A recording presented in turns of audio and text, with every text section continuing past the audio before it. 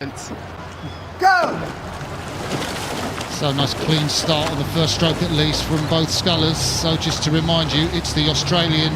We're now looking at the Hungarian sculler there on the buck station the far side, just having got an early look at the steering. She looks to have got a good advantage just off the start.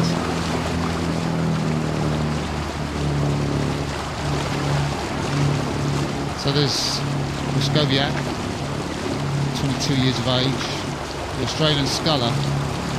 Most of the women scull out of Henley, which is near Sydney, and that's the national training centre where the 2000 Olympics were based. But Cara Grzeskowiak is actually from Canberra, where the men train, and she's done most of her sculling in Canberra, coached there by Nick Garrett, famous Australian oarsman.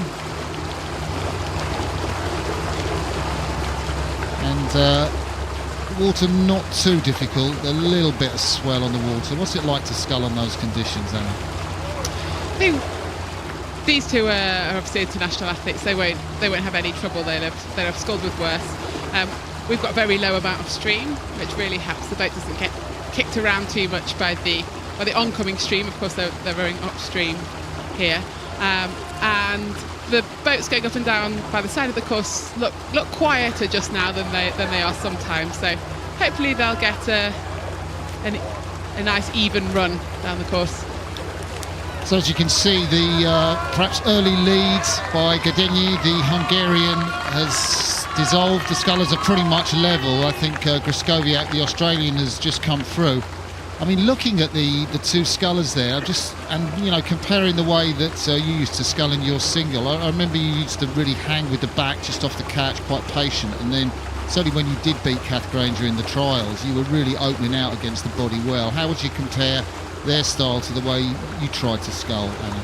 Okay, so I think the Australian Cara over there, she's getting a good connection the first half of the stroke, but is finishing her stroke possibly a little shorter than she might want to, and when she's settled down a little bit. Do you mean on the legs? Do you think she could make more of a use of the back open out so she finishes closer on the legs? Or I think she could. I think both of them could row a little longer. I think the Australian boat has a bit better connection with the legs, and the Hungarian boat has a bit better body swing, and that's probably evening them out quite a bit at the moment. They could both have a look at each other and learn a bit from each other.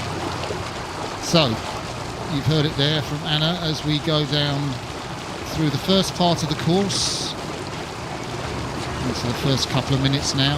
And Grzeskowiak, the Australian, is on the... Well, Grzeskowiak will now be on the left of your picture. This is now the Hungarian sculler Zoltana Gada'nyi, just 21 years of age. And Hungary probably best known for their paddlers, their kayakers. Won Olympic titles in that discipline. We did have a great Hungarian success from Madran Juhász and Bella Simon Jr. last year's World Championship in the Cox pair, but they're not generally at the top of the fields. Peter Galanbosch, the famous lightweight men's single sculler.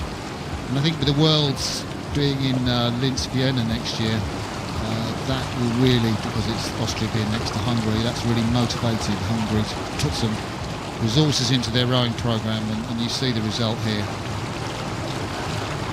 Both sculling reasonably flat off the front, not too much to slow it down, but just perhaps not as vibrant through the water.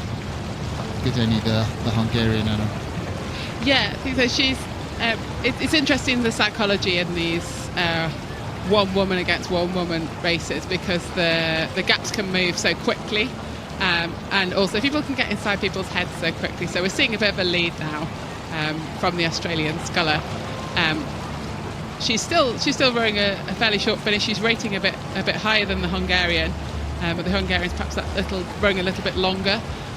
So I'd say it's not completely over at this stage.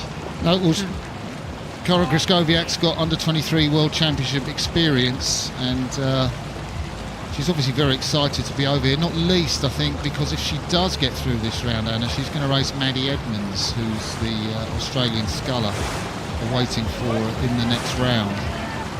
So I guess that'll be a really strong motivation. Rowing in that wing rigger boat, which is the wing rigger in front of the feet as opposed to behind. A lot of the scullers have the reverse wing rigger. Which did you prefer? I really like the behind wings. We just had those for the first time leading up to the 2012 games. I felt that was really direct. The work that you put in on the pin moved the hull rather than bent the boat in any way at all. It's a little bit unnerving when you first get into a boat like that because you haven't got anything in front of you and you're used to having all this rig in front of you. Gives you a bit of a sense of security, and all of a sudden you've just got this narrow boat, so you have to relearn all your reference points where your hand should be and so on. But we really like the way that made the boat feel and how dynamic it made it feel. Yeah, you can see the time in the background. The timing boards are very sort of assiduous work done by that timing team down the course. 4:03 is the time done by the Australian sculler Cara Grzeskowiak to Fawley. That's 10 seconds outside the record set by the Swede Maria Brandin. I think when she won the event in 1995. The record still jointly held by Brandin and Maria Napkova at 8:06. That won't be troubled today by either of these scullers. We did see one record broken in this morning's races to the Fawley halfway mark by St Paul's school crew, but you can see now what Anna was talking about, this one-on-one woman race, that once it settles out typically, and there's a sort of fairly despairing look over the shoulder by Sultana, the 21-year-old, just where is my opponent? She's had to look a long way around there, hasn't she? And there's nobody with her in that boat, of course, for her to do it for. She's doing it for herself, and if she starts to lose the belief, then she's in a difficult situation coming past the enclosures. Yeah, so it's out in the middle of the course there. You can see from our drone shot there's not much really in terms of crowd noise. It's maybe they're just coming into the enclosures, so if you're out of touch of your opponent, you've just got the umpire's boat to look behind you, a few little washes on the course, a bit of wildlife as you can see. But it's very different if you're in front because you can just look back at your opposition and gauge that. Do you think this is some of the best technical sculling that she'll do, the Australian Cara Grzeskowiak? Out in front, not too much pressure on her. Just she looks a little bit better connected through the water, just legs.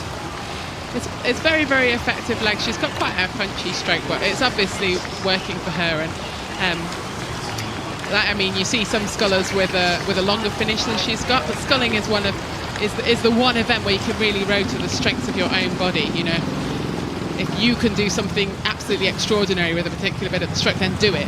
Whereas in a crew boat, you may not be able to do it because the other people can't match you. So she's got this really powerful leg drive. It's really direct. She's very well connected at the front end.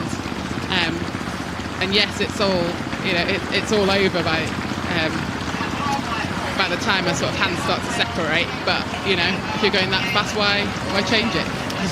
Absolutely. This is an event we've got some fantastic competition waiting to see the likes of the Swiss world champion Janine Gemelin and Britain's Victoria Thornley, teammate of Anna Watson's. And this event won last year by the German sculler Anna-Kathrin Thiele. So there is a sculler from Capital Lakes Rowing Club in Canberra, Cara Grzeskowiak. Done her work in the first part of the race, just a gentle paddle now. She crosses the finish line, and it's a very comfortable victory against her opponent from Hungary, Sultana Gada'nyi. And she is coming up another 5 or 6 strokes for the Hungarian. That's the reverse wing rigger that Anna and I were talking about, goes behind the sculler. And she crosses the finish line now. That'll be probably an easier verdict. Easily means it's probably over about 6 or 7 lengths. So Grzeskowiak beats Gada'nyi in the heat of the Princess Royal Challenge Cup.